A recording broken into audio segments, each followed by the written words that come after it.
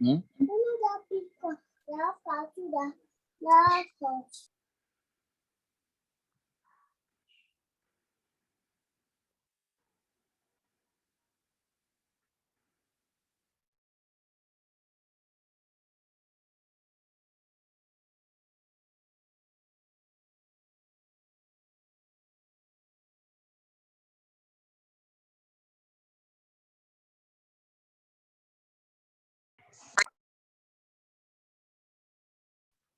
Okay, guys, good morning. Sorry for the mix-up. There were connectivity issues we experienced, and so it was tough for our facilitators to join us, but I think we've resolved that now, and the session will be starting shortly. Thank you, guys.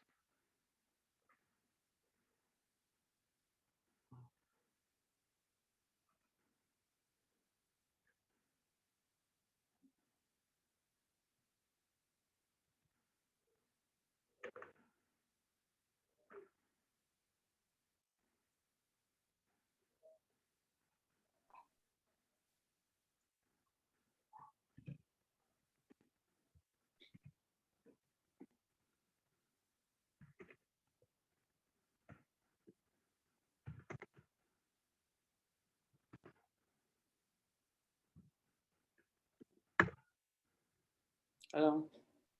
Hello, good morning. Good morning. Hi, Kenneth. Good morning. Okay, so sorry about the mix-up. There was so many connectivity issues, so really apologize for that. So guys, good morning. Welcome to this session. We're going to start right away. So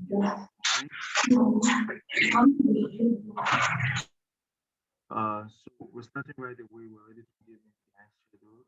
Due to some technical issues from our end that made it impossible for our facilitator to join us on time. So we apologize for that, and so we're starting right now.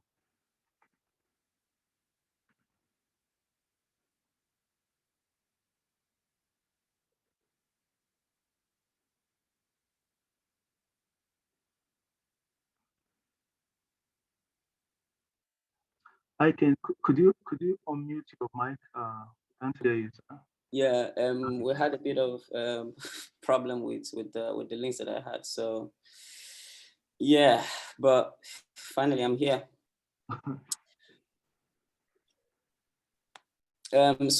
Stanley, please, I just wanted to find out, like, I mean, is there like, I mean, a procedure you want this thing to how to actually like then comments, or how does it work?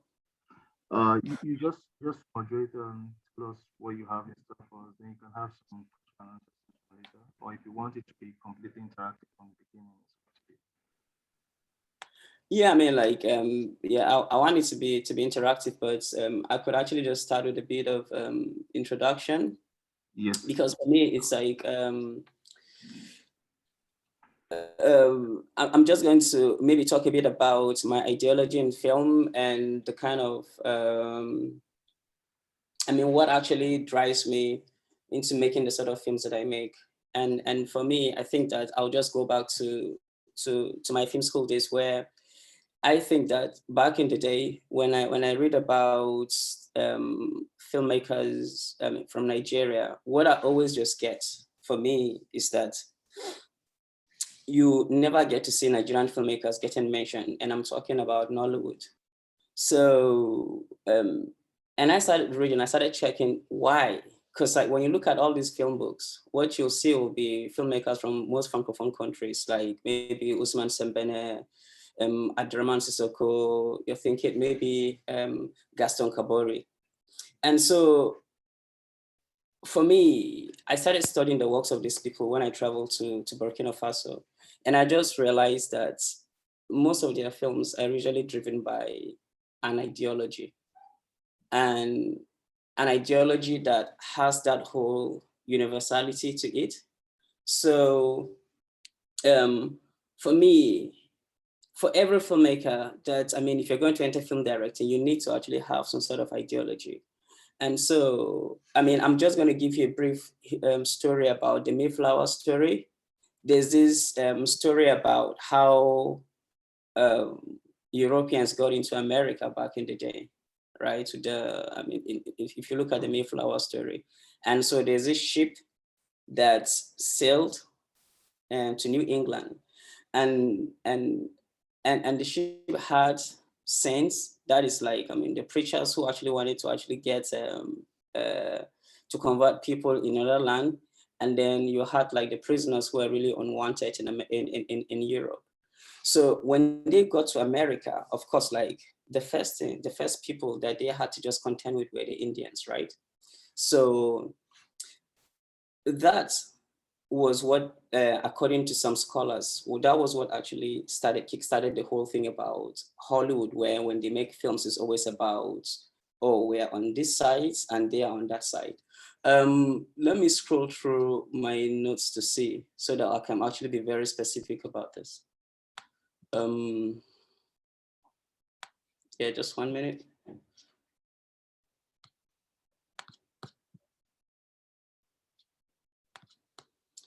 Okay. So when they actually got to America, and so if you find out some of the early films that were actually made, right? Because you had this whole Puritans on one side, the saints, and then of course, like you have the sinners. But even though they have different belief in terms of religious ideology, what they did was that they realized that they had to stay together. They had to band together to fight. And so they treated the Indians that they met there as savages, right? And so that's what birthed the whole thing about telling stories. I mean, us and them on one side. And when you look at maybe from Birth of a Nation that was made in 1914, you know, and it premiered in 1915. It's that film, even though it broke away a lot of conventions, but for me, it is really, really one of the things that's defined early Hollywood, where most of the films that they made could be termed racist because Black people then were not even allowed to be on screen.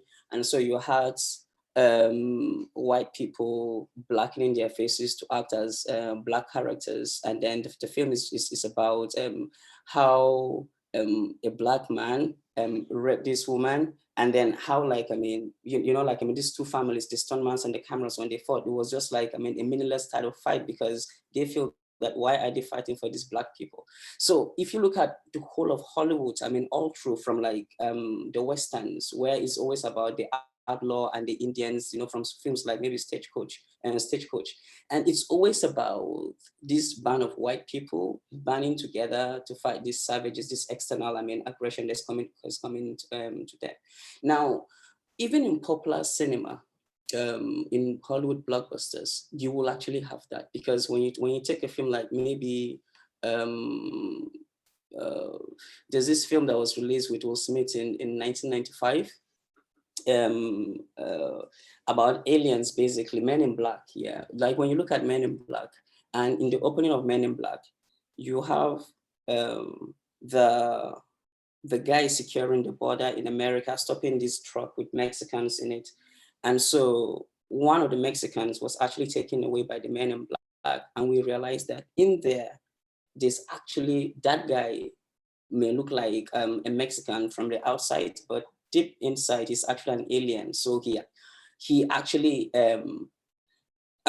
he actually tore up the body of the Mexican that he had, and we realized that, okay, this is actually an alien. And so when you look at it in terms of even how the fight against immigration happens in America, it's always about the Americans fighting aliens, right? Because they actually call them aliens, all these Mexicans and all of that. So if you actually put in characters like that in a film, right? Basically, what you're just trying to do is you're just trying to tell people about what you believe in, and so even in popular culture.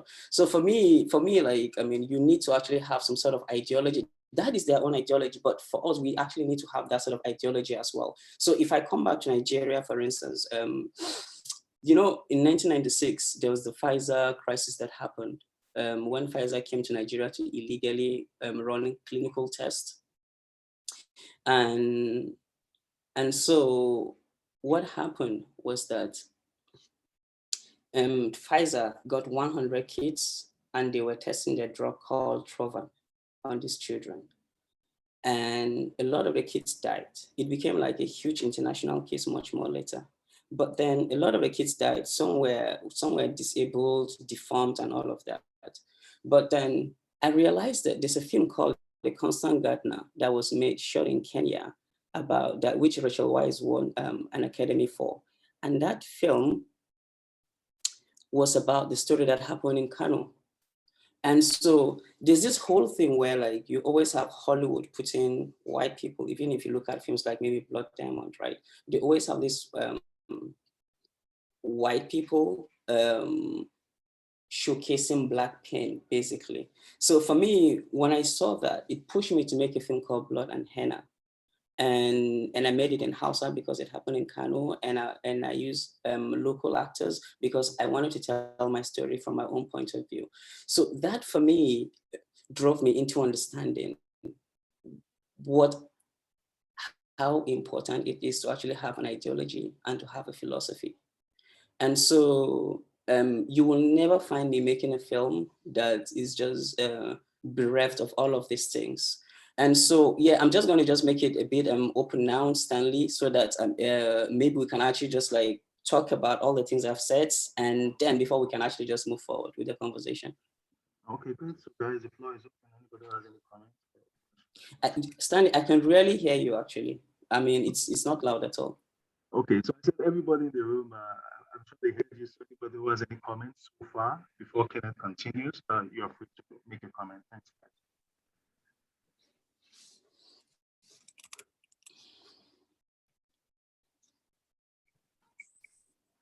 And of course, if there isn't any, so Kenneth can just continue. Okay. Okay. Morning, can you hear me? Yeah. Okay. Good morning. So my name is Julie. I really enjoyed like the perspectives that you've been sharing since about having, as a director, having an ideology and using that to drive your filmmaking.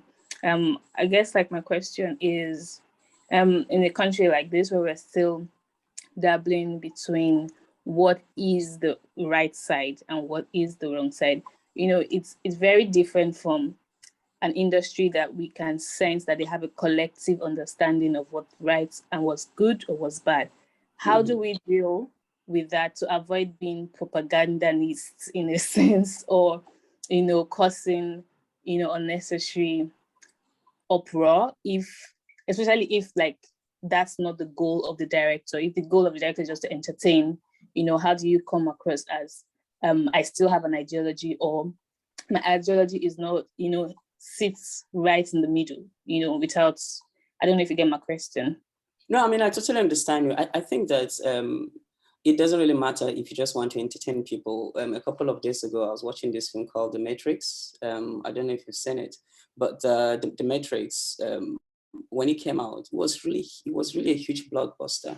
But when you look at deep down, what the Wachowskis were talking about was definitely a different philosophy. The entertainment was actually there, but then beneath the entertainment, there's some form of philosophy and ideology. They're actually putting that from what they think in terms of theology and their perspective on life and all of that. Now, if you're actually operating in a country like Nigeria, I think that for me, this is directing masterclass. So for me, directing is about individualism, basically. So you cannot think of like as in the whole collective as a country and think about what is it that what is it like? I mean, other people in the industry, what is it the citizens of the country are going to think? It's just about your own perspective. What is it that you actually want to tell people?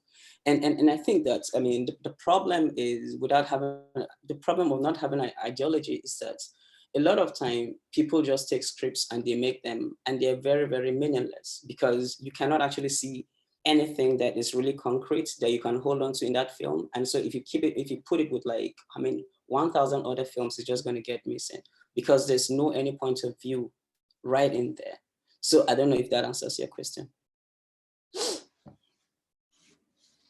Yes, it absolutely does. I mean, like saying that having an ideology gives more meaning to your movie. And I think that's like very important so that you have a film that can stand the test of time or people can reference in particular scenarios or situations. So Yeah, it does make absolute sense. Thank you very much. Yeah, cool. Okay. Yeah, is there any other comment?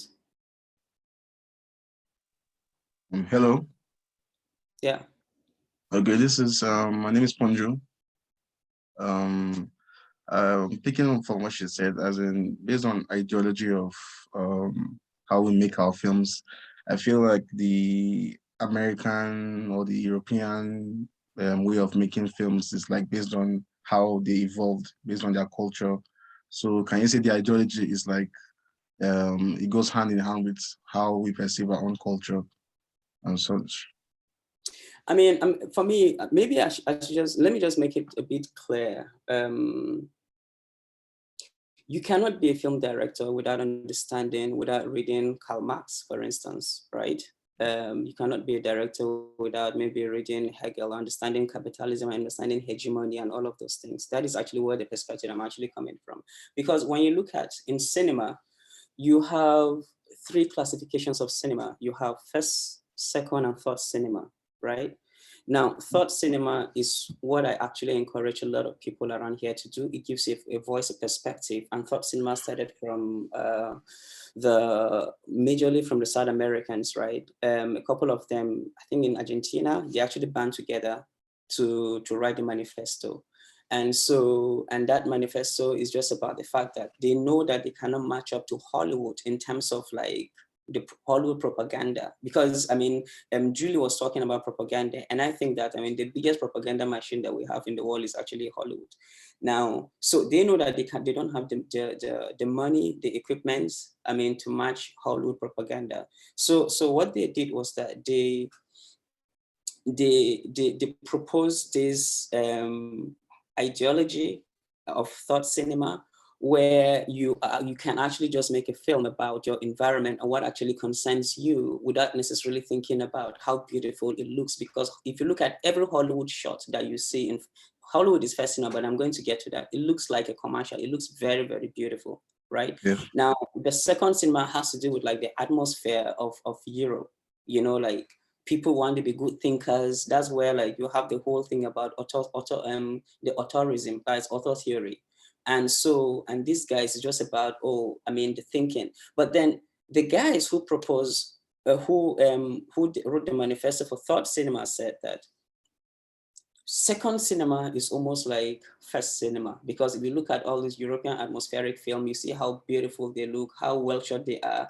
And basically people are trying really hard to be intellectuals, is actually what they said, right? I mean, it's not my, I don't really see it that they're trying hard to be intellectuals, but that is actually what the guys who wrote the manifesto said. Now, first cinema is the cinema of Hollywood, where everything looks really, really beautiful, right?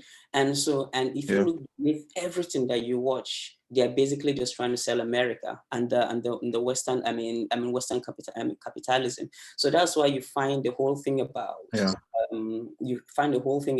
maybe you see Coca-Cola in it, you see BMW in it, and they tell you about how great America is. And that is actually what is pushing a lot of Africans now trying to swim across the Atlantic, trying to get to these countries, because they feel that, that is the El Dorado, right?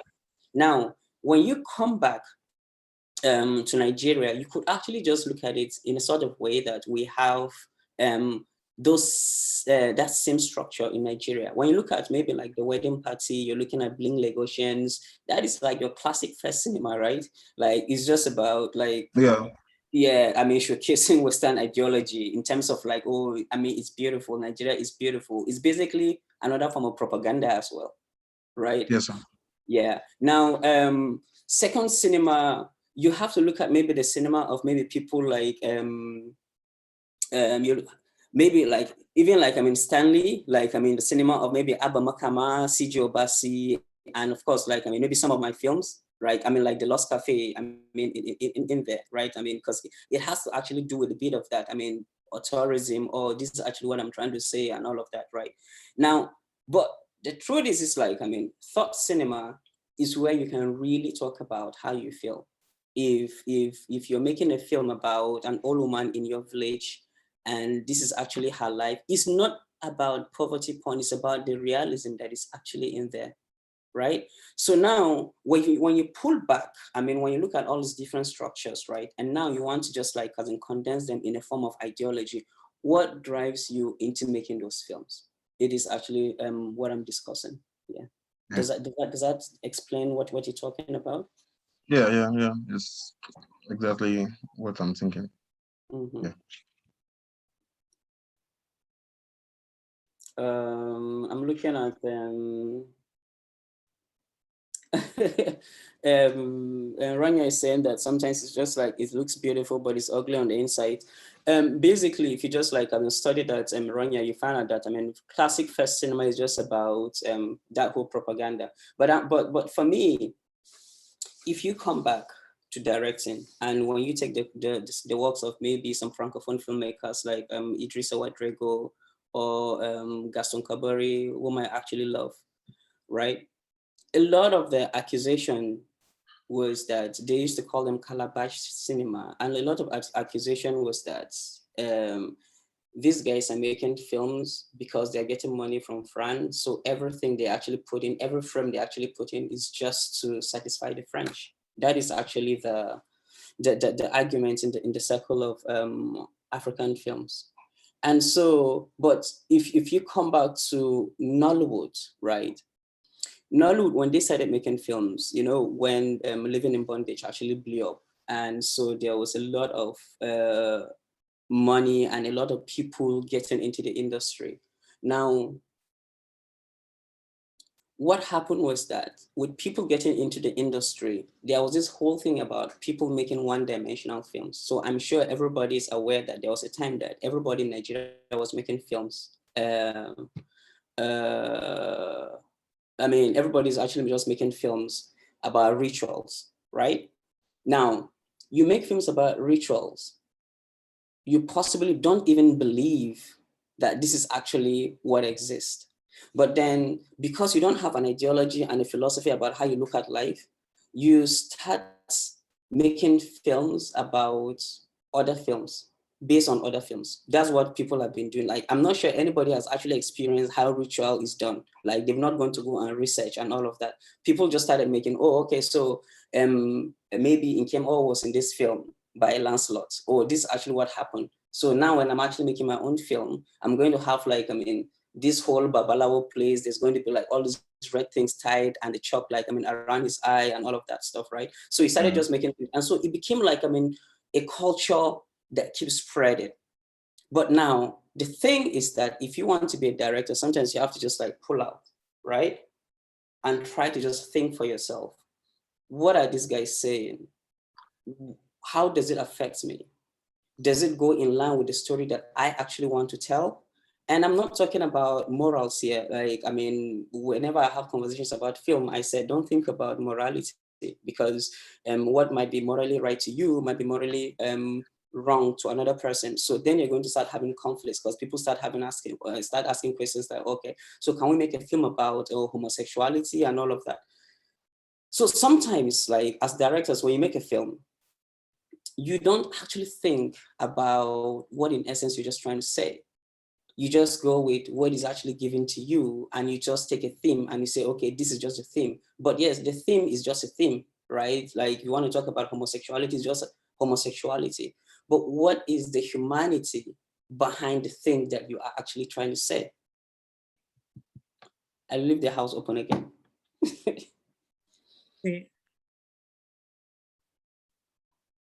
Well, I actually agree with you based on people making the same type of films. I think this is actually a problem that is recurring even in Hollywood, where there's like a period of time where people make a specific type of film. I think now we're in this period where everybody's making the superhero movies, Marvel, all those kind of things.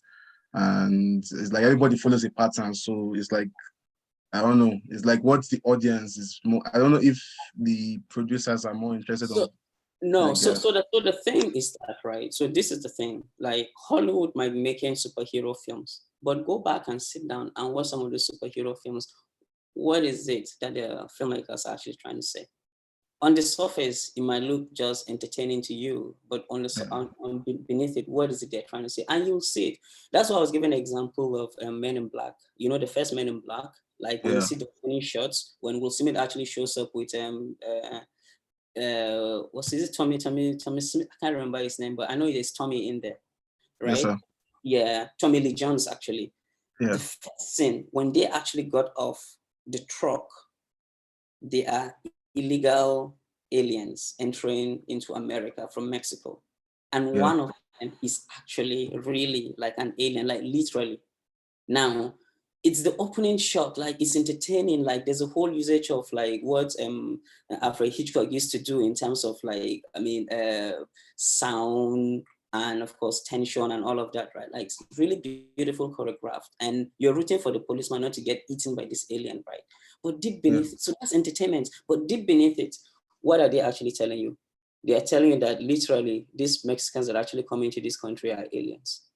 Do you understand? So like, I mean, the way propaganda works is that and the way people pass their message. And I'm saying that everybody in Nigeria can actually do the same thing. I'm not saying that, okay, this is wrong, what Hollywood is doing is wrong. I'm just saying you need to actually start thinking deeper than the pages that you actually have on paper when you think about making a film. I'm sorry to like come in again. I don't know if there's still room for more comments. That's fine. Can you hear me? Yeah, that's fine. Continue. Yeah, that's fine. Yeah. So I find this subject matter interesting. But then like I also kind of worry, but like my question would be about how is it possible as a director to sustain. Oh, there's so much noise. I don't know if you can hear me. Yeah. You can hear me. Okay, great. So like to sustain that ideology that you have or that particular voice, because one of the things I've noticed in the industry is like, it's very hard to really point out what this, apart from a very handful of, few people, it's very hard to really see like, oh, this is the director's voice in a film, because they're like mostly driven by the producers in the industry. And sometimes like this conversation about ideology, do you think that it should be something that goes both ways? Because then if directors have their voice and the producers do not think about that aspect of filmmaking, and they'll keep changing things to like what the general storylines are out there or what they want. And then that it's as though saying, oh, you have to rebel this structure or be totally independent to be able to sustain having your ideology and passing it across and sustaining it. So it's like, I feel like this conversation is something that both producers and directors should have, and also kind of how is it possible that we can find ourselves like, oh, I'm a director about this kind of subject matter, about this mission, and I know a producer who is passionate about the same thing, and we can work together, because it's so porous, it's so hard to really see and point out that this is what this person is about, and I can find. I mean, I understand what you're saying, but let me just like cut it quickly and just tell you that what you're actually talking about, you're basically talking about, like, for instance, in Nigeria, it's mostly driven by television, right? So that is on one side, right? So that is on TV, that is actually how it works. Then of course, like the studio system right now, we're actually getting studios in Nigeria. And so you're having maybe Inglot, Ebony Life Films, Film One, like, I mean, all those major studios now, they're actually working like the American system, where they tell you what to do, because where the producer is actually king right there, right? But for me, in this masterclass, I'm actually talking about like real film directors, and I'm talking about even thinking about it from your first film. Now, I want to play safe by saying that, because the next thing I'm going to say, I'm sure that there might actually be a counter thoughts to that, and that is the fact that even as a director, you need to actually find films that go in line with your voice. You cannot just start jumping around making all kinds of films, right? So, for instance, like, I mean, recently, one of the organizers of this festival, Rania, who is actually a producer, she's trying to get me to work on a film, and we're actually talking about it. But if I don't actually agree with what the film is all about, I'm not going to do the film. Do you understand? So you can't actually just jump into it and say, I mean, because it's not like television, but on TV, when you're working for maybe African Magic, for instance, yes, you could say that it's the producer, and I don't have any problem with that. But I'm actually talking about real film directing, and I'm talking about like from your first film, you need to actually have a defined philosophy and a defined voice, so that like when people see what you're all about, they just know there's actually substance to this thing, and your film is not just going to get missing amongst like 1,000 other films. I see Black Minister is trying to say something. Hello. The Black Minister. So I don't know, but Black Minister, your question is if on mute. Hi, Kenneth. Hi.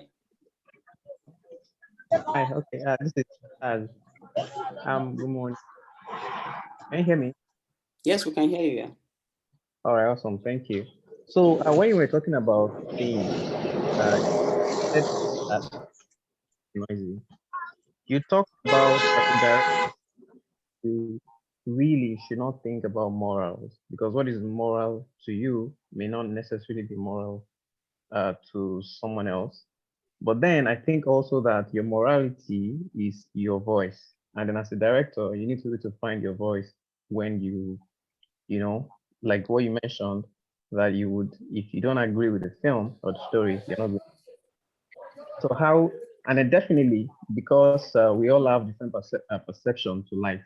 Some people, what is wrong to them is never what is wrong to you. So how do you then strike a balance as a director?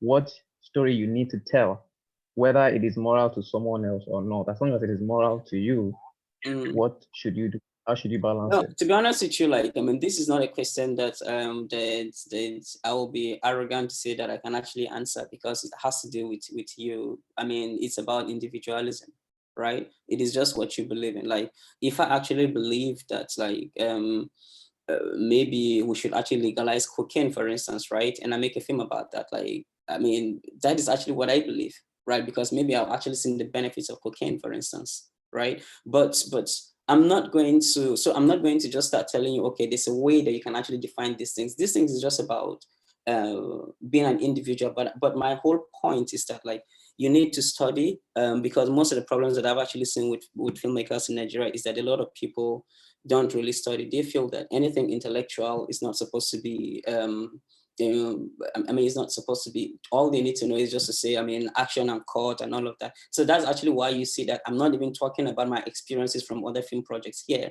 We're just basically talking about, I mean, a specific topic about what will actually make you a very compelling filmmaker. Do you understand? Because it's like, I mean, because the technique of making a film for me right now is just, it's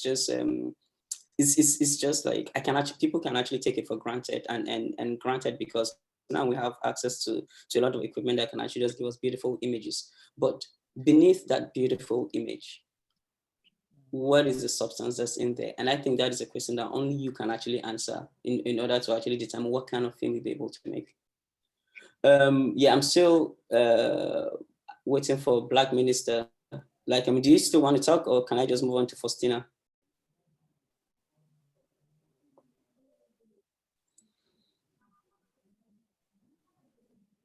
Okay, hi Faustina. Like, I mean, you can actually, you're on.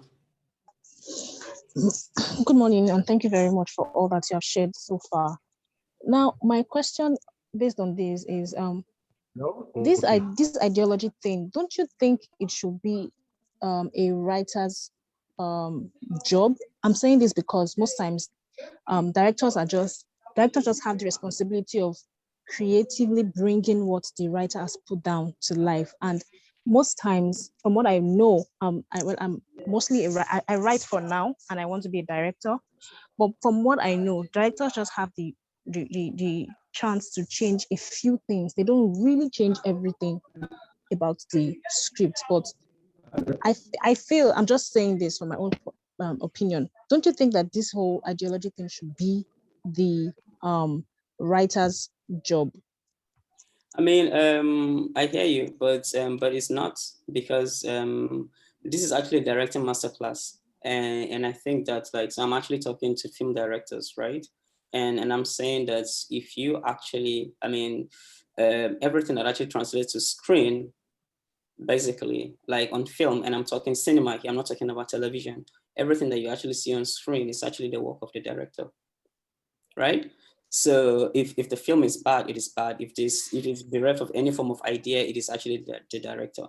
So for me, if you're actually going to get into directing, and I'm not talking about TV, yeah, I'm saying like I'm in cinema, then you need to actually, something needs to actually drive you, and you need to know where you actually stand, and even where you stand, how do you pass across that message in a way that is not in your face? Because I think that's a conversation that we should actually be having now about, like, I mean, so how then do you actually pass your I mean, what you believe, I mean, to people? Like I was making an example with Matrix, and I think that, I mean, it's an old thing, but I think like you guys need to actually see it again, because like when I saw it again, I mean, I was just like, there were things that I was actually seeing that I couldn't actually pick it before. And now think about it. This film was made in 1999, I think, but like for 100 years, it's going to be there. And it's still going to be the perspective of these people. And so for me, when I make a film, I always think about that in 100 years, when people take my film and they watch, what point of view are they going to be seeing in that film? Because it's not just about, and I can actually just be like, as a little brutal by saying sometimes it's not just about making the money, right? It's just about, I mean, because this is directing masterclass, so it's not producing where we're going to start thinking about money. And of course, we're not thinking of the economics. We're talking about directing here. Like, what would people, when they pick your film in 20, 30 years, what will they see in that film? Yeah, Daniels, yeah.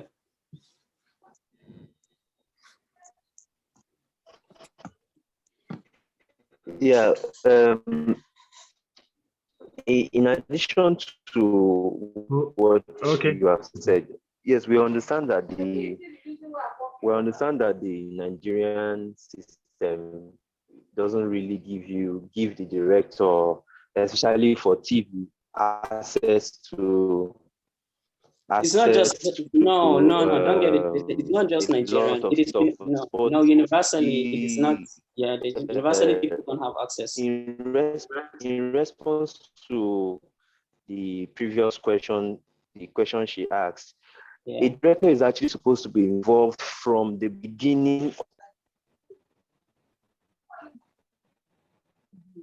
Yeah.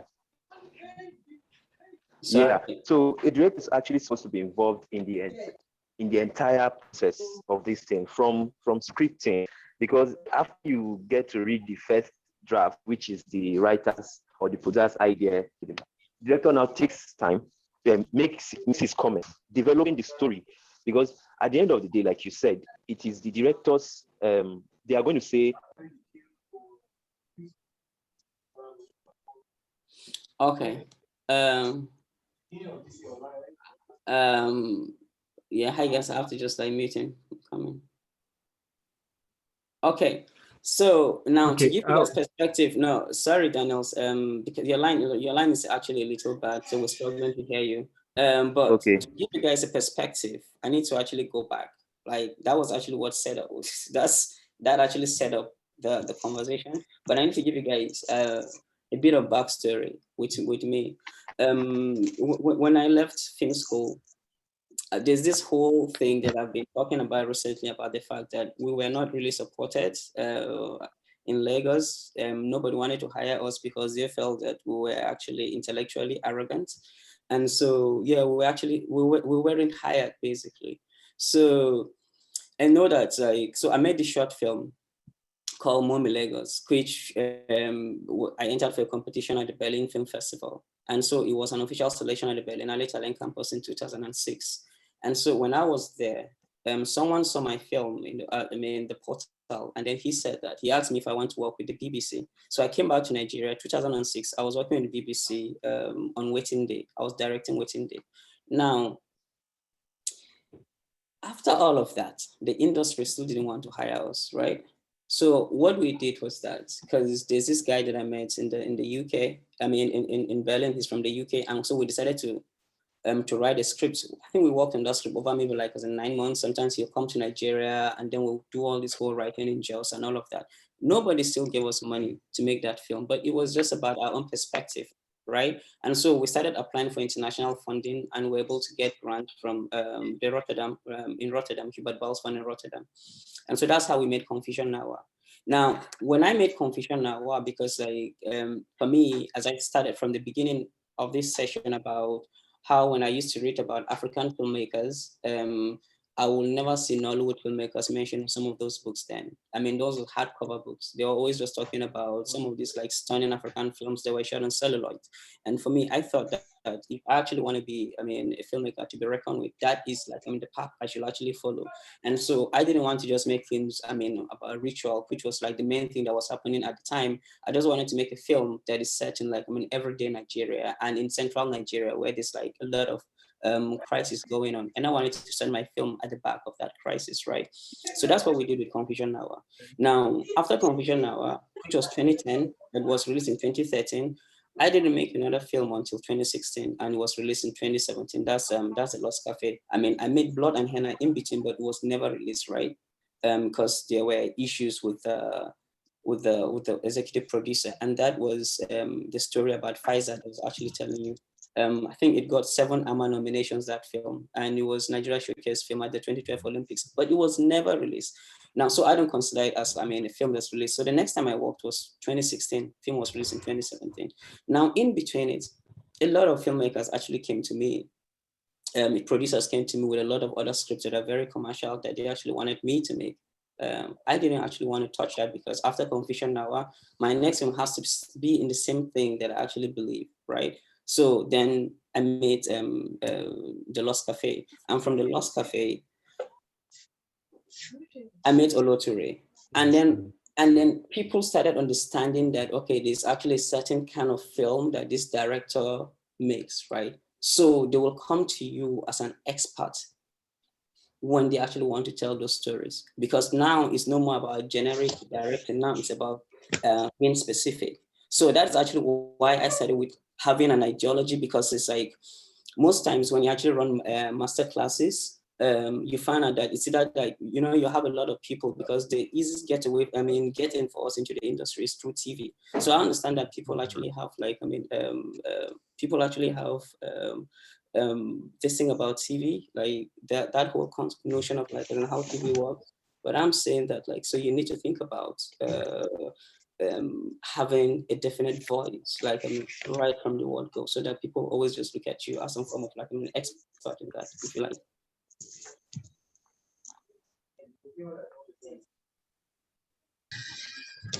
Hello, so I don't know if that actually explains, like, I mean, what I meant from the beginning about having a definite voice and an ideology and having a clear-cut philosophy into the sort of films that you actually want to make.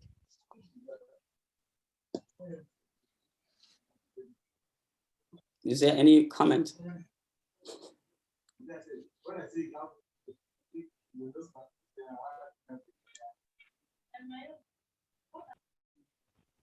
You can continue, Ken. All right. Okay.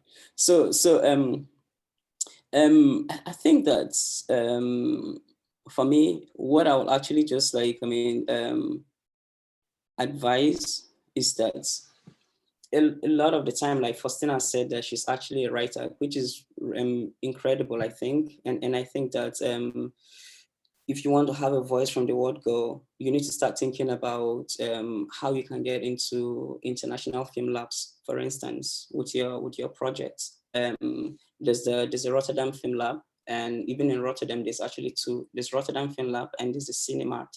The Cinemart, you need to actually have some sort of budget that is maybe around, they cannot be less than 500,000 euros, I think, right? And so you can actually just like, because a lot of people will not actually see your clear vision, because just like we said, when the industry is making a specific kind of film, they don't understand why you want to make a very different film. And then sometimes you will not be able to get, I mean, support from your home country. And I think that if you actually go into maybe places like maybe the Wilder Film Lab is in Ouagadougou, actually, that you can actually apply every year to go with your own projects, where you can actually develop it and get sort of Yeah, Why is I'm it that coming. we have in the country right now, we have so much the films I've watched, we have so much money quality of there is same storyline, if I may say, because most of directors actually, for me, they produce the same thing. So I can't watch Nigerian film, like five Nigerian film, and I will like kind of relate it to the first, second, or the third one. They're almost the same. But when you look Mm. at the other like international films, you discover that the idea they have is so amazing that you begin to wonder how did they do this. But in Nigeria, it's kind of different. But why is it that? Why is it like that? I don't understand. Well, I mean, to quickly just answer that, I'll just tell you that all stories are the same. Nobody should tell you that the films that they make in America is different. The storylines are always the same. Like, I mean, if you're making a rom-com, it's always about boy meets girl, then something actually happens in between, and then boy ends up with girl, right? So basically, every story is the same, right? But then as a director, what you need to think about is that the stories are the same, but your plot need to be different, right? So what makes every story to be very different is the plot. So you can actually have a boy meets girl story and then set it on a ship and call it the Titanic, right? Or you can actually just have boy meets girl and then set it maybe like as on an aliens, I mean spaceship, and that is actually plot. So plot is really different, but like, I mean, but stories are basically all the same. And so the twists and the turns that you actually have is all, that's actually what makes up a plot of a story basically, right? So all of them are basically the same, but it's the plot. But then, of course, to understand plot, you need to actually understand film language, right? So I'm starting from like Yeah. there, we're talking about ideology, but then you need to actually understand film language as well. And I really can't actually talk about it here because but you need to actually read about semiotics of film, for instance, right? I mean, how do people actually pass across a message? What are the specifics that they actually put for you? Like every frame, look at the frame that I'm in right now. Look at what is actually at the back. Other people might actually just have nothing at the back. Do you understand? But like having this one just makes it unique Yeah. about me, like I mean, right here. So I think that one thing that I mean people should, but I cannot really discuss it here because we need to talk. We need to actually discuss this with visuals and all of that. But you need to actually read, I mean, semiotics of film. I need to actually understand plot because stories are the same, but it's just the plot that is different. So and I think that going back to what we're talking about, so if you feel that a lot of Nigerian films are actually the same, it is basically because the directors don't really have unique voices. So that's actually why I'm saying that you need to think about that whole unique thing. What actually makes you unique? What kind of story do you actually want to make? So Tarantino, like I mean, his films can be funny, but they are like really dark, right? And then you're going to have Yeah. Charlie Chaplin on the other hand, like where his film is like as in it's funny, but it's like totally different sort of like isn't funny. That is actually how it should be. And that's actually what I meant by voices and having like a clear cut idea about what you want to do. Okay. Secondly, I want to like here in Nigeria we have a lot that is happening in Nigeria currently. I feel if wants to come out with a movie, let's about Boko Haram, what are the major challenges? Because I know getting permission from the military, maybe using their barracks or using some of the things, helicopters and all that. Can that be achieved in Nigeria when you want to do the real story, like real film about Boko Haram or the Chibok girls, or what is happening currently in Nigeria? Is it possible to achieve that? Or could it be No, filmed sorry, in yeah, sorry, Nigeria maybe no, sorry. after Say the question again because I didn't actually get that okay. about yeah, the Boko Like Haram you thing. said, I was actually talking about what is happening currently in Nigeria. Now, if a director wants to write about Boko Haram, for instance, what happened and what is happening currently at some forest, what are the major challenges that one will encounter? That's number one. Secondly, will the government or any government agencies will allow you to have access to information? Because that reminds me of Steven Spielberg, who wrote and I think one of his movie about the White House. I was told that he actually have some information about how in some of the things that happen in White House. So can that be happen? Can that actually happen in Nigeria if one wants to do a film like that, Sorry, maybe go to security hi, agencies to do the frustrating sorry, information. yeah, hi, Black Minister. I'll tell you that this is actually directing masterclass, not producing, right? So all the questions that you're actually asking, these are actually producing questions, right? But we're talking about, I mean, authenticity in terms of like, I mean, how you can actually present the story. So if you're asking me a question about, I mean, what point of view will you take in terms of like presenting a film about Boko Haram, then we can actually have a conversation about it. But I'll give you an example. Okay. You could take the same film about, in terms of, that's what I'm explaining about, I mean, point of view now, right? Same film about Boko Haram, and the way you actually present it is just going to be like, I mean, a real drama, right? You could take it and make it like a stunning comedy, like maybe Four Lions that was actually made in the UK about Al-Qaeda and all of that, right? That when you watch it, you will laugh so much about terrorism. Do you understand? But then underneath it, you're actually passing across your message, right? Or you can actually take it and make it like into a really huge blockbuster film, like, I mean, all of these Hollywood films. So I think that, I mean, so for me, those are like on different points of views, right? But like all the questions that we ask, asking whether you can actually have access to research and all of that. All those are actually producing questions. So, and in terms of research, and I'm sure you can actually have access, but I really don't want to dwell on that because it actually has nothing to do with what you're talking about here. And I always want to have a clear focus when I have conversation. I don't want to start like as in deviating, because then we're not going to have everything. We're not going to, there's no take home from all the conversation that we're having now. But like Ronya said, if I just give an example of some form of like as an ideology that was in the script that we actually made, I would say that, I mean, the famous one I always think about is the Lion King analogy in Confusion Hour, where like, I mean, it's actually our own personal belief that we think that, I mean, these Europeans who came to Africa and they took over a lot of places in Southern Africa, and especially Zimbabwe. And, you know, like, I mean, Zimbabwe back in the day was like the food basket of Africa in terms of like, I mean, food and everything. And so, but of course, like all the farms were owned by these white people, right? And so the locals were actually working in those farms.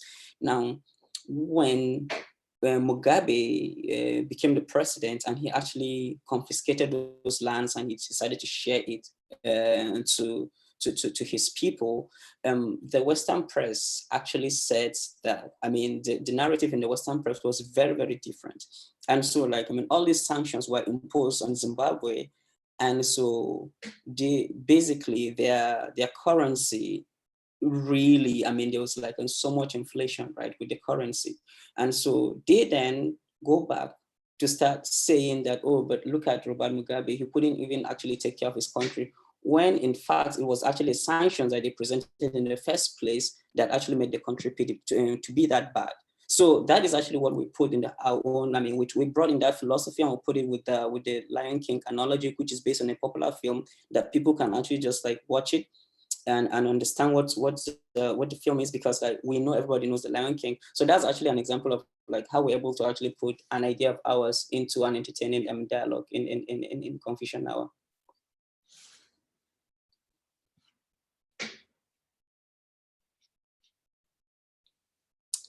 Charles, yes, you want to say something?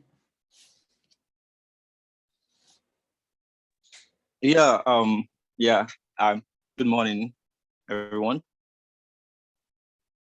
Can you hear me? Yes, we can hear you. Continue. Okay. Okay, all right. So I'm actually glad that we are discussing ideology, because it's something I've always battled with as a director, especially in these times where there are a lot more studio-based films. You know, what the analogy you gave with the whole first cinema thing in Nollywood, where the wedding parties and all those kind of films. And for you to, like, if you're a filmmaker who has this authenticity thing where you actually want to have a voice and you want to leave your imprint on any film you make, it's kind of hard. Yeah, people say pick up a camera and shoot something. It's easier. It's very, very easy to say these days, but to shoot something with voice, I mean, it's much harder than you actually know, because every single person around you wants to do something for the money. So they are not listening to your vision. So if you are not very, very focused and you don't have an idea, you don't actually have a grasp of what it is you want to say, you might get drowned in it. So this took me on several routes where I had to get into TV. I had to get it. Like I've actually dabbled in so many stuff just to be like, okay, can I find these people? Mhm. But I don't realize that it's not actually about the people. It's first of all, it's about me as the director. So my question is this: even if you know the symbolic items that you want, even if you know you have a grasp of all those stuff and you know what you want to do with the story, how do you break that barrier? With where you're talking to final investors, how do you let them know this specific choice I'm making is artistic, but you should trust it? Because they don't like hearing that stuff. They like to talk about their own is the money. So, because it's very, very hard. I'm currently about to make a very low budget feature for a company, and some of my colleagues are sending me their stories and telling me stuff, and I'm like, oh, okay, I see what you guys are doing. Yeah, nice, but I'm so sorry, I'm not going to tell that kind of, because that's not the kind of film I want to make. I want to tell the story of the common man, the common person, and I actually want to have a very strong POV. But it is still hard because these people will be like, yeah, they have this ideology. Funny enough, they have this different philosophy that film should look a certain way, and that's it. So if I want to make an artistic choice about the color of a chair, I want to say this chair, I want to use this color because it represents something in the character's life. They'll be like, why? And having to keep overcoming those obstacles every single, I mean, how do you do it? How do you break that barrier? How do you Yeah, get I them mean, to? yeah, no. So first of all, yeah, to go back to the top, right? Anything that you have to just like present to an investor, you have to actually tell him how he's actually going to make back his money. So that's actually what he should actually know, right? And so, like if I'm actually producing your film, I mean, and I'm actually sourcing for money from other executive producers, I'm not going to think about all the things that you're actually telling me. Okay, it's like colors and all of that, or like, oh, believe me, it's actually artistic. Like, what is that thing that will make me to give you this huge sum of money to actually go and make a film? Right, so you need to think about that as well, because it's like anything that you're going to have investors, I mean, there actually has to have, I mean, something to it. But like if you actually come, like recently there's a director that got in touch with me. He said he was going to Jaws to go and film proof of concept, right? And I was like, okay, yeah, that's cool, because he wanted, I mean, some sort of local connection, I mean, back there. And so I hooked him up with some other people. But then you see, like, he knows that before he meets his investors, this is actually what I want to shoot, and this is actually how it's going to look. Then people are actually going to believe it. The truth is like, I mean, back in the day, most of us who actually came down, I mean, from just like, we were not actually as outspoken. Like, even if you look at till today, like when you look at people like Izojuku, he's not even, I mean, he's always like a media shy. He doesn't give all of these talks and all of that, right? And so, but like what we actually learned is that like you need to actually be able to articulate your thoughts, because Lagosians can actually talk. They can always just like talk the talk. And most of the time, a lot of people in Nigeria or West Africa, when they talk, they don't really deliver on the money. So of course, like, I mean, investors are going to start thinking, okay, is this really possible, right? I mean, what you're talking about, you're telling me you're going to move, you're going to set up like this whole island, like, I mean, on the top of water, like on Third Mainland Bridge, like, I mean, oh, can he be able to do that? But if you come with a proof of concept where you actually show them, okay, this is actually how I've been able to do it, like, I mean, with my whole poor man's process. And if you give me the right funding, this is actually what I'm going to do. People can easily just pick on ideas, right? I mean, does that answer your question, Charles? Yeah, it does. It does, because I actually do realize that that is a way to go. I was coming more from the part where you have been called, and to also shoot a proof of concept. I mean, No, it so, costs money. but I'll tell you, like, if you've been called, right? The first thing is that when people understand that, really understand what you're talking about, when you're talking about colors and how you actually want it to be, like, I mean, basically talking about production design now, right? So when you're talking about production design now, like, I mean, I think your ally will most likely be like, I mean, the cinematographer, and then you actually talk to the production designer, right? I mean, once you actually have this like, as in two key people, then you'll be able to actually articulate your thoughts to them, and then they can realize it for you. But it's not a question for the producers, so or the executive producer and all of that, right? I mean, what you will do is that like you definitely have a director's treatment, which you're going to write, and then and director's treatment basically, for me, always you should actually capture your ideology and what you intend to say when you actually make this film, and how you intend to say it, and from which character's point of view, right? That is actually what the execs would actually just get it. But when you actually get into the specific details about colors and choice of as an angles, whether Dutch tilt or not, that is actually what you and the production designer and the cinematographer will discuss. Okay. I hope that answers that.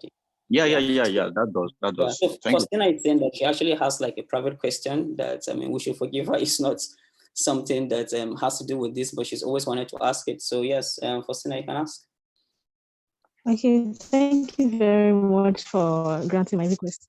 It's not a big deal, but I think it's a big deal to me since I'm very new to this field. So I've heard someone use the term technical directing, and I've Googled it. I didn't see anything like that on Google, and I want to know what it is, what it's all about. That's just my question. Okay. I don't know, Tolu, do you actually want to help us with what a technical director is? Because I think that most likely it has to do with TV. I can't remember actually seeing technical director credits on film. Okay, and Victor, yes, you can actually help, yes. Okay, so that came about in the early days of Nollywood.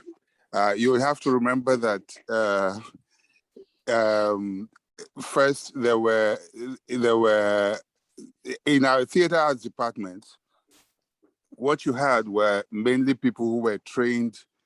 You had mainly actors, who were trained as actors. Of course, you had the technical side, but that had to do with the theater, the technical sides of theater, the lighting, the rigging, and all the rest of them.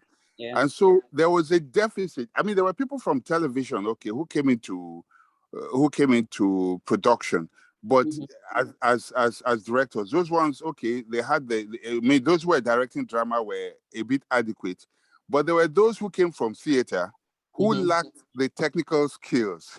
So you had a situation where, to make up for that deficiency, they had people who understood, who understood how to call shots and all the technical sides of directing, while they took care of, the blocking of the actors and all of that. So to make up for that, so it's a technical director. So basically, that guy calls the shots, and then you block, you do all the blockings for the actors and the rehearsals and all that. So it was a way of making up for the deficiency, basically. So that's how the term came about. But I think right now you can say that has been blurred because the capacity has been built over time. And so you don't get that term anymore, but it's a Nollywood thing. You can't get it anywhere else. Well, thank you so much, sir, because I'm just I've never seen technical director credit on film. So, well, this this totally explains it. Thank you. Anyway, so yeah, Stephanie, yeah. Hi, Kenneth. Hi. Good afternoon, good morning, and thank you for all the insightful tips you've shared so far. So my question to you is kind of personal though. How do you handle conflicting interests while on set, while directing? So I was watching, I have seen Oloture, and my attention was drawn to this particular scene where I can't remember her name now, but Omomi Dada played that part, the death, trying to decide how she would die. Like, obviously there's a script, but do you get to decide, perhaps she should be strangled, maybe we should do a stabbing scene, maybe we should do like a beheaded scene? Like, how do you get to decide? No, actually, Stephanie, yeah, you could actually do that. For me, that is actually why I'm not really talking much about technical. I'm talking about, intellectual stuff here, because I think that most of directing is about, is intellectual. And so, and when people believe that what you're actually suggesting is is way better than the way they've actually imagined they're actually going to listen to you. So I'm actually working on, like, I mean, for instance, I'm actually working on, like, I mean, a major project, I mean, at the moment. And so, you know, like, after, like, I've been studying it and looking at the ending, I thought that like, we might actually need some, I mean, a different set of ending, and actually wrote to them, and this is actually like a really major, like, I mean, international studio, and they actually listened, you know. Okay. Yeah, and so, like, I mean, there's this whole thing too, the same example that you're talking about in terms of, like, whether, like, I'm stabbing or whatever. Like, I mean, there's a scene where it's actually supposed to be like stabbing, I mean, killing someone, like, through stabbing him. And so there's this whole conversation, and it was actually changed to, like, I mean, a gun, which is actually, like, I mean, a major change. But, like, I mean, so these things actually happen, but people need to trust that you know what you're doing, so that they can actually just listen to you. Yeah.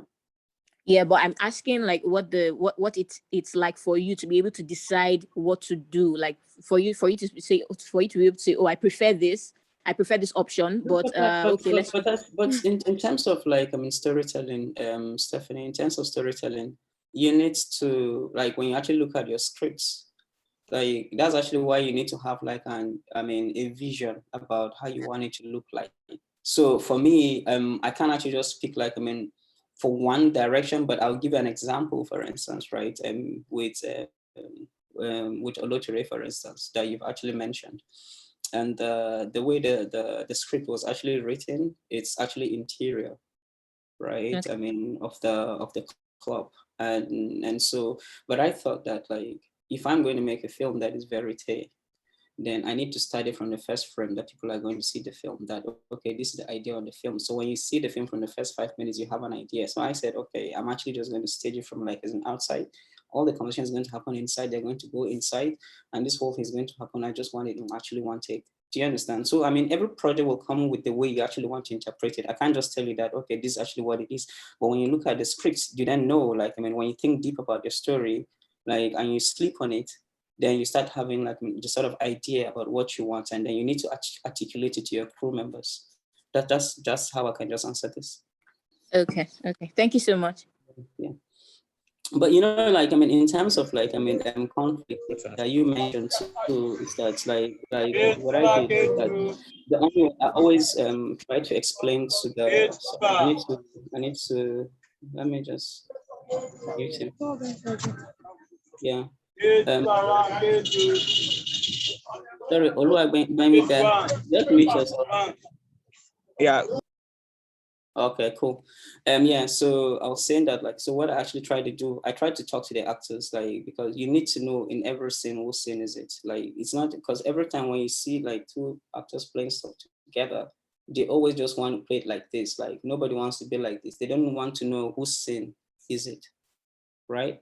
So you need to actually explain all of these things to, like, in your performance, because it actually makes the film to be stronger if we all have that sort of understanding. And so there's not going to be, like, too much competition about, I mean, who is supposed to be the dominant person in the scene, because, like, I mean, looking at the whole story arc. I don't know if that's still, like, I mean, answer some of your questions. Yeah. Yes, Hello. it does. Thank you. Good morning, Mr. Kenneth. Hey, everybody. Yeah.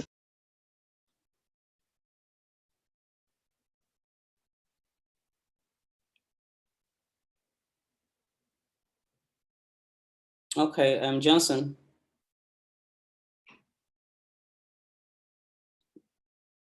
Johnson, you can actually unmute yourself, and yeah, because you've been raising your hand since. Yeah, hi, good morning. Well, thank you for this masterclass. It's been really informative for me, and you kind of already answered my questions from what Stephanie was asking. And yeah, so my question was going to be, if for instance, like Film House, Film One is going to send me a script, and I'm going to say that, okay, I don't like the draft that they have, and I want to do like a director to rewrite. And as a film director that is just coming into the industry, as not as big as Kenneth Gyang, how do I approach them? So you kind of answered that question, Stephanie, saying that you need to know what you're doing, if you're changing interior to exterior and all of that. But really, how do I approach them, like as a film, as a new film director? Yeah, Yeah, I think even though I mentioned it, but I can actually just like as in articulate it some more. It's like you need to basically write, because I think that I really don't believe when I'm talking with like big studios, I don't believe in like face-to-face conversations or phone conversations where people are going to be arguing about something, because it's almost like at that particular point it's always about ego and okay, this is actually how I feel this story should be, and this guy is saying no, like when this is actually how it is, so people are not listening to each other. The best thing to do is always to just write, basically, like articulate your thoughts on paper, like like with the treatments, and then like you tell them, okay, this is actually what it is. Like most times Nigerians are just fond of maybe criticizing. They don't critique, they just criticize, right? So when you actually critique it, you just say, okay, this and this and this, and this is actually how I feel that if we do this, it's going to be better. Now you need to actually present a solution. You can't actually just say, okay, no, this doesn't work. Like you need to actually write and like say, okay, if we do it this way, this is the end result. This might be the possible end result. And if your argument is sound, they will definitely listen to you.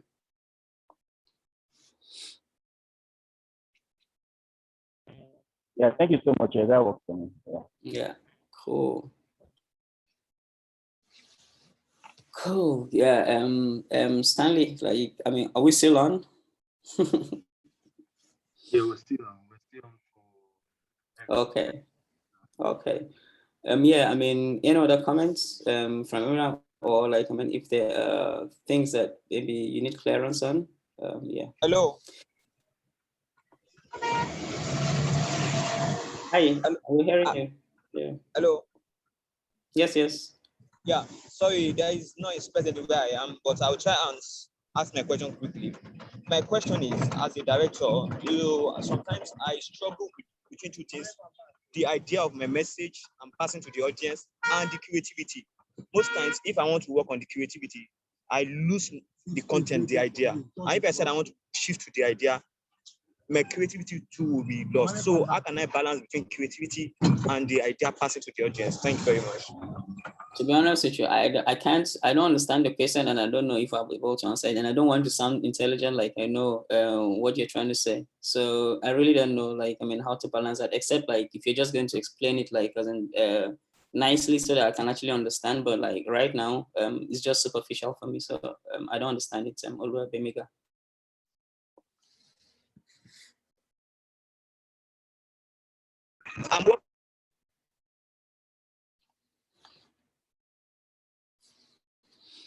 Okay. Yeah, Mr. Cole. Yeah. Yeah. So I want to talk about like as a upcoming director, like making like a non-linear kind of story. How you can make something non-linear, like how Tarantino normally does his stories without, because I've attempted it before and I felt like I didn't really pass my message correctly because people didn't understand the structure. Yeah. Okay, I've given an example with Confusion Hour. It's actually a non-linear story, but the thing with like when it was written, because there's a time that I gave it to Julie and her team. I'm trying to remember the name of our group. She will remind me, I'm sure. So they read the scripts when Confusion Hour came out on Netflix, and they read the script and then they watched the film. The structure of the film is very different from what it was written. The script is much more non-linear, right? But like what happens is that like all the stories affect each other. So if you're looking at the story of Babajide, he might actually appear for a bit in the story of Charles Duca and Chichi. And of course, like Emeka's story can actually appear too. So this like as in all this, it overlaps basically. But the thing is that like in writing non-linear, you just don't write non-linear without having understanding the linear aspects of the script, because I have to talk about it from the script first. So when you look at all the story arcs of all the characters, like, I mean, they have all their trajectory and they go and they can actually stand on their own, basically. So now what we actually wanted to make it like a little less confusing in post-production, because like our key audience, our primary audience then was not international, it was like Nigeria, right? And so we said, oh, we didn't want it to be a little confusing. So what we did was that in post-production, we decided to actually bring some of the stories to be much more closer together. But you see, we actually got away with that, with having a different structure on the edit bench, because we had thought about the whole story arcs from writing. So you can't actually just say you want to do a non-linear film without actually understanding the whole arcs, individual separate arcs of your film. So yeah, I think for me, that is actually where you start from, right? Yeah, so the name of the group, yeah, Albansha, I think that I gave them the script to actually study, so that they will see how different it is. But does that answer your question, Mr. Cole?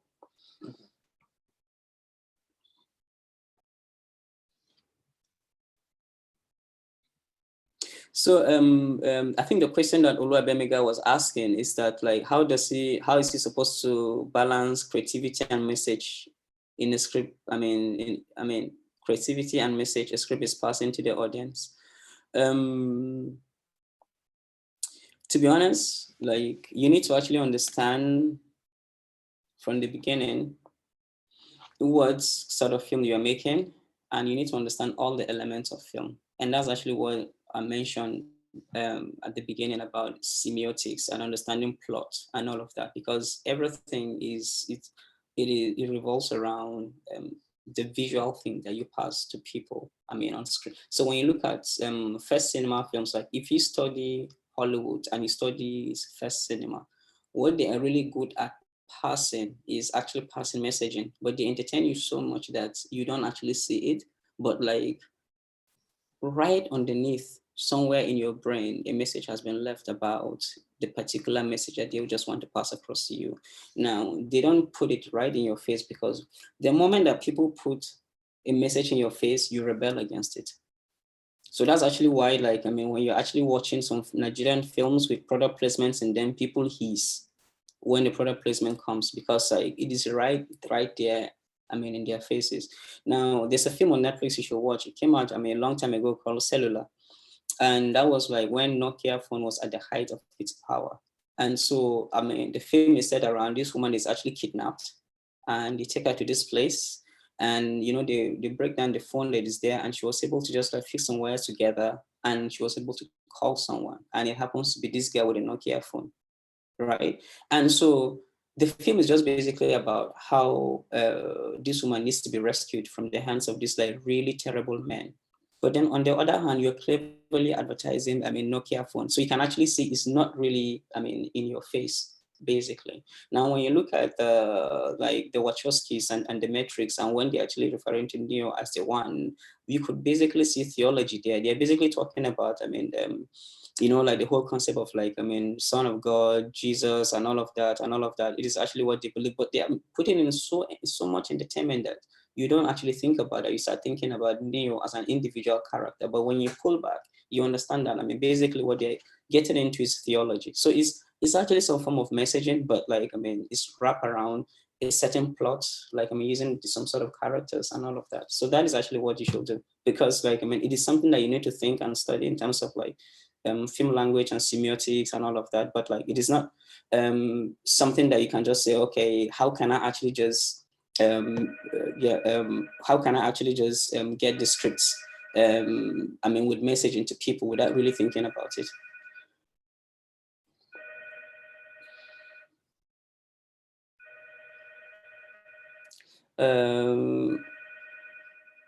Yeah, any other comments?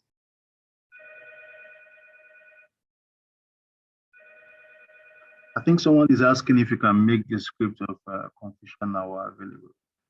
No, I mean, like, I know, I mean, I've seen that, but as I said, like, because I gave it to Albansha because it's actually like a definitive group, and it's like and we had conversations around it, but it's not something that I'm going to start passing around to individuals. Like, I mean, it went through a group is basically what I'm trying to say.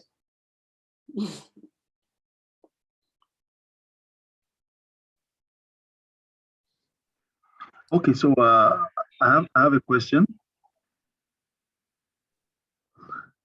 Mm-hmm. Okay, just quickly, is it possible for you to just run through your process the moment someone gets a script across to you and it's something you're interested in, just for the benefit of everyone in the room? what's the process you go through? The moment you get the script and you're showing something you want to work on, uh, just guide us through the process from that moment. I mean, okay, yeah. I mean, so you send me a script. I read the first maybe 10 pages. If it is interesting, right, I continue reading. If it is not, like if it is badly written, I won't actually even continue reading it, right?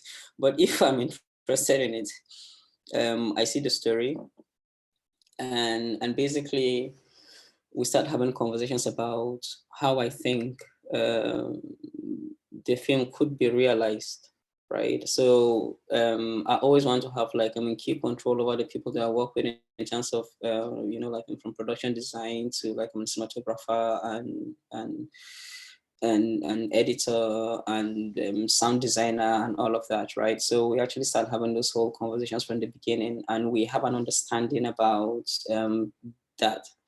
And so, and then from there, I think that we discuss possible casts. Like I never actually do open auditions because I think that it's been bastardized in the industry. So I've never actually had an open audition. So I always just deal with like, I mean, people that I know based on recommendation, or people that have actually seen myself, or like I just feel that okay, they can actually really perform. So I just give them, I mean, some sort of read, and that's what I do.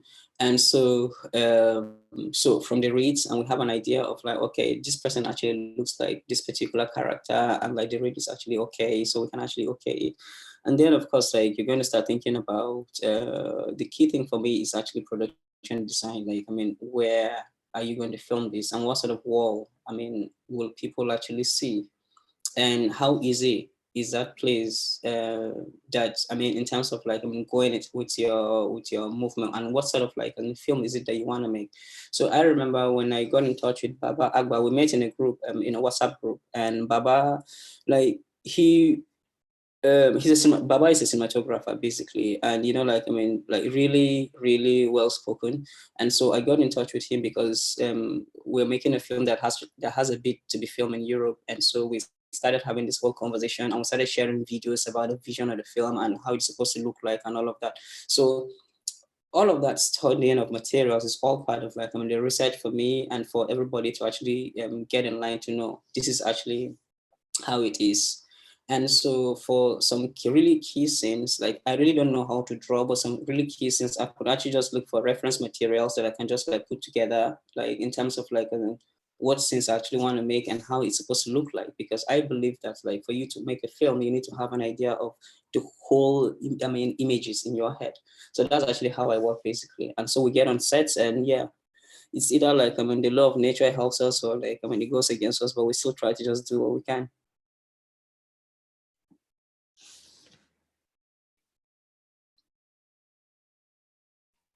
Cool. Any other comments or no? So what do you think? What do you find most difficult in directing? For me, that's from Kole Dotula. I don't know. The most difficult thing is I mean, the early stages where you have to think about what kind of film you really want to make. That for me, it's really difficult because, and then trying to convince people to go, I mean, in line with your vision, right? But in terms of like, I mean, running the sets, I always make sure that I really have really competent ADs. So I really don't actually have like any problems around the set. But I think like the most difficult part is like trying to get people to actually understand the vision from the beginning. That is actually the most difficult part for me. I find that I've gone back and forth like twice already, flying so and so. Like this time, just finish this job, which I could do. I get exams to write, and final year, I can't actually afford any carryover. And Kenneth said, okay, cool. Hello? I mean, I don't know, like, I mean, DPC. Yeah, you guys are here. You should actually switch off your mic. Hope says, what would you say are the key tools that help shape your directing style? Yeah, I mean, the key tools that just help me shape my directing style would just be the fact that I just like study and actually study the works of other people, and I read a lot and actually understand, I mean, a lot of key things purpose outside of just like, knowing the technical things about directing, because like directing is not just about just knowing the technical things. It is much more about what goes on in your brain. So I think like what really helped shape me is about all the things that I've actually read about, from like it's like as in poetry and like history and philosophy and all of that, right? That's actually what shaped me.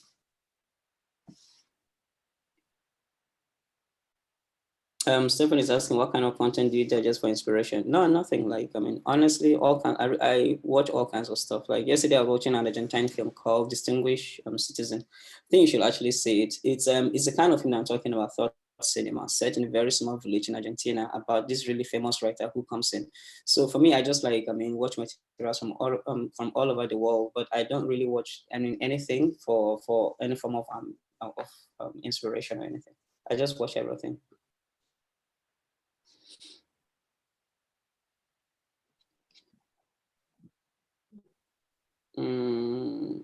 So Stanley, I actually don't know how to control. Okay, let me mute him.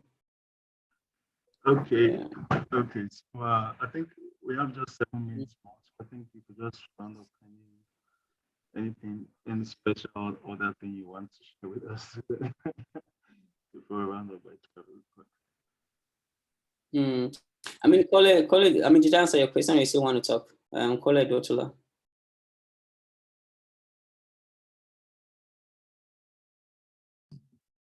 Okay. I just wanted to follow up with the idea that you learn more from failure than success. And I just wanted to find out from you, if you look back and reflect on your directing career, what spectacular failure would you say, or if I'll put it in another way, what would you have learned from things that you planned and never turned out the way, if we can call that failure? Can you just take us through how you processed it, the lessons you learned, and how it has also shaped the future of your directing career? To be honest, I would love to be humble and say that, oh, I've had that failure, but like, no, I haven't really had any spectacular failure in terms of like, everything I set out to do as a film director. Like when you look at, when I look back these days and I think about when I made Confusion Hour and how young I was, and I look at like the content of the film, like even me, I'm actually like telling myself like, how did you actually do that? So, and that is because like at every point in my life, I try to give the best possible shot about what I actually want to make, right? That's because I know that whatever you make is actually going to outlive you like 100, 200 years and all of that, right? So I'm always very careful about projects that I actually select. And so, but like over the years, what I've always learned is actually what I'm talking about here, is that you cannot actually stop reading, because people always feel that reading is just for people in the academia. And I'm actually totally against it. Like you have directors who have absolutely no idea about like, who Hegel is or what hegemony is. And, they really don't understand like what Karl Marx is all about, right? Like, these days people don't even watch the cinema of maybe Spike Lee because they don't even understand, Spike Lee or Alejandro Gonzalez Inarritu or the Francophone filmmakers that I'm actually talking about. And I think that like, the key thing that I've gotten over the years is that you need to actually keep watching films and you need to actually keep reading. And reading is not just for people in the academia alone, because like the moment that you open your mouth to say anything about the academics in Nigeria, what actually happens is that people just feel that like you are possibly maybe like as in like bereft of like as in technical ideas, so you're just trying to hide it like under the guise of like intellects. And I think that that is wrong. So, but I don't know if that answers your question.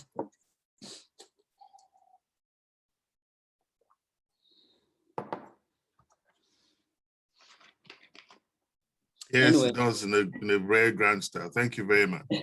Okay. So I think that's, could I throw you a script here and you show us how you approach it as a director? No, Ronya, I can't actually do that. I cannot actually do that because it's like, we're actually having a conversation. Like if we actually run a masterclass in class, then we can actually talk about that. But like, this is just like, an online conversation we're having. So for me to start like dissecting it, here you throw me a script and start dissecting it. Like, I mean, that is like, I need to actually think. Like, you need to think. So you can't just give me a script and then I start talking about it. Like, I mean, I need to think. And that's actually what I've been telling people here, that you need to actually take a step back and actually digest a script before working on it. Anyway, it's been really cool interacting with all of you guys. I hope that we've been able to have some the sort of conversation that's will actually spark up some things in some of the way we approach some of our films. And yeah, I'm trying to sign out, but like, I mean, if there's actually like, I mean, last 2 words or so, like, yeah, we could actually, I'm still here though.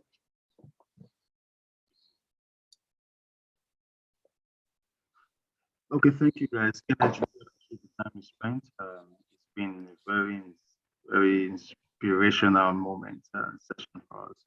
And I think a lot of people have learned a lot of things. I have learned a lot of things from this today as well. And I want to thank everybody who joined us. And just thank you once for coming, and thank you for the time. So guys, we're going to wrap this up right now. And the film screenings are still going on the portal. For those of us who will be interested in seeing the movies that are showing, the movies are still showing at the portal. I'll share the link here. All you need to do is just register, just log in, and just simple as that. So thank you once more, Kenneth. God bless. And I think that'll be the closing remark. Thank you, everybody.